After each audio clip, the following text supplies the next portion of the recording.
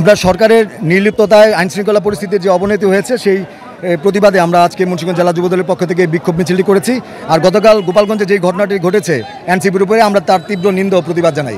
আমরা চাই না যে বাংলাদেশে আর কখনো এই ধরনের অস্ত্রবাদ সন্ত্রাসীর জন্ম হোক, যারা এই দেশের মানুষের উপর অত্যাচার জুলুম নির্যাতন চালাতে পারে। যেভাবে ফ্যাসিস্ট সরকার আওয়ামী লীগ বিগত দিনে কী ধরনের অত্যাচার চালিয়েছে, গোপালগঞ্জের এই সময়ের আওয়ামী লীগের এই ধরনের যে অস্ত্রসহ যে প্রদর্শন তারা দেখিয়েছে তাতেই বোঝা যায় যখন তারা সরকারে ছিল তারা কতটা অমানবিকভাবে দানবিকভাবে মানুষের উপর অত্যাচার চালিয়েছে। অতএব আমরা চাই সরকার অতি দ্রুত যাদের কাছে অবৈধ অস্ত্র রয়েছে, যারা এই ধরনের সন্ত্রাসী কার্যকলাপের সাথে জড়িত, তাদের আইনের আওতায় এনে তাদের বিচারের ব্যবস্থা করুক। আমাদের জেলা যুবদলের যে বিক্ষোভ, সেটা আমাদের কেন্দ্রীয় যুবদলের নির্দেশে পূর্ব নির্ধারিত আজকের একটা কর্মসূচি।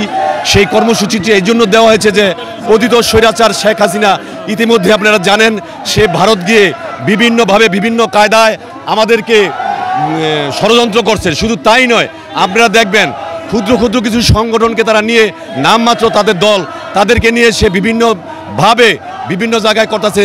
আপনারা ইতিমধ্যে অবলক্ষণ করেছেন যে গোপালগঞ্জে যে ঘটনাটি ঘটেছে এটা কোনো সুষ্ঠু রাজনৈতিক নিষিদ্ধ একটি রাজনৈতিক থাকা সত্ত্বেও ওনারা যদি এরকম করে, সেখানে অবশ্যই আমরা বিএনপি, যুবদল, ছাত্রদল, স্বেচ্ছাসেবক দল, যেখানে যে দল আছি আমরা প্রতিবাদ গড়ে তুলব ইনশাআল্লাহ। দেশনেত্রী বেগম খালেদা জিয়ার গড়া দল বিএনপির বিরুদ্ধে ফ্যাসিস্ট হাসিনা সরকার দীর্ঘদিন ষড়যন্ত্র করে বিএনপিকে ভাঙার চেষ্টা করেছে, তারা সফল হয়নি। পরিপ্রেক্ষিতে 5 আগস্ট 24 জুলাই আন্দোলনের ভিতরে বিএনপি তথা বাংলাদেশের আপামর জনসাধারণের তোপের মুখে আগামী স্বৈরাচার এই দেশের স্বৈরাচার হাসিনা দিল্লি যেতে বাধ্য হয়েছে। এই দেশ থেকে আওয়ামী লীগের দোসররা পলায়ন করতে বাধ্য হয়েছে। তার এই পরিপ্রেক্ষিতে বাংলাদেশের জনগণ, দেশনায়ক তারেক রহমান, দেশনেত্রী বেগম খালেদা জিয়া, বাংলাদেশের বিএনপির আপামর জনগণ, কর্মীবৃন্দ এদেশে একটি সুষ্ঠু নির্বাচনের জন্য, গণতন্ত্র ফিরিয়ে আনার জন্য, দেশের মাটিকে মানুষের ভোটাধিকার ফিরিয়ে আনার জন্য দীর্ঘদিন আন্দোলন সংগ্রাম হয়েছে, গুম খুন হত্যার শিকার হয়েছে। তাই 5 তারিখের পরে যখন দেশ আবার নতুনভাবে স্বাধীন হয়েছে, এখন নব্য চিলড্রেন পার্টি আর হলো জামাত শিবির কখনো এদেশের ভালো চায়নি, এদেশের গণতন্ত্রকে তারা কখনো বিশ্বাস করেনি। তারা স্বাধীনতার যুদ্ধ এদেশের বিপক্ষ ছিল। তাই আগামী নির্বাচনকে বানচাল করার জন্য এই দেশে নতুন করে যে ষড়যন্ত্র শুরু হয়েছে, এই ষড়যন্ত্রের পরিপ্রেক্ষিতে এই ষড়যন্ত্রকে মোকাবেলা করার জন্য, দাঁত ভাঙা জবাব দেওয়ার জন্য, আগামী নির্বাচন পুনরুদ্ধার করার জন্য, জনগণের ভোটাধিকার ফিরিয়ে দেওয়ার জন্য আমরা তারেক রহমানের নির্দেশে যে রাজপথে ছিলাম, রাজপথে আছি, রাজপথে থাকব, যে কোনো আন্দোলন সংগ্রামকে আমরা মোকাবেলা করব।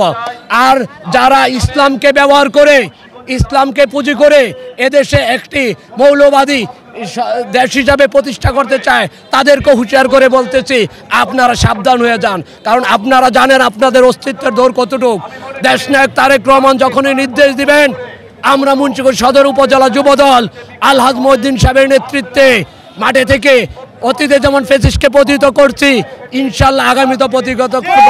আপনারা জানেন খুনি হাসিনার দোসররা এখনো মাঝে মাঝে উকি দিচ্ছে। এই রাষ্ট্রকে বিনষ্ট করার জন্য তারা বিভিন্ন ষড়যন্ত্রে লিপ্ত হচ্ছে, বিভিন্ন কূটকৌশল করে বিভিন্ন সময়ে বিভিন্ন রূপরেখায় তারা বিশৃঙ্খলা সৃষ্টি করছে। তাদেরকে হুঁশিয়ার দেওয়ার লক্ষ্যে এবং বাংলাদেশ জাতীয়তাবাদী যুবদল মুন্সিগঞ্জ জেলা যুবদল কান সজাগ করে আছে, সেটা বুঝিয়ে দেওয়ার জন্য আমাদের এই সমাবেশ, আজকের এই বিক্ষোভ মিছিল। আজকে এই যে জুলাই বিপ্লব 2024 সালে ঘটেছিল, তাতেও বাংলাদেশ জাতীয়তাবাদী ছাত্রদল, যুবদল সহ বিভিন্ন অঙ্গ সংগঠন তারেক রহমানের নির্দেশে সম্পৃক্ত ছিল, আজকেও আছে। এনসিপির উপরে গতকাল যে বর্বরচিত হামলা করেছে, অতর্কিত হামলা করেছে, তা আমরা এই এনসিপিকে পাশে আমরা আছি, আমরা তীব্র প্রতিবাদ জানাই।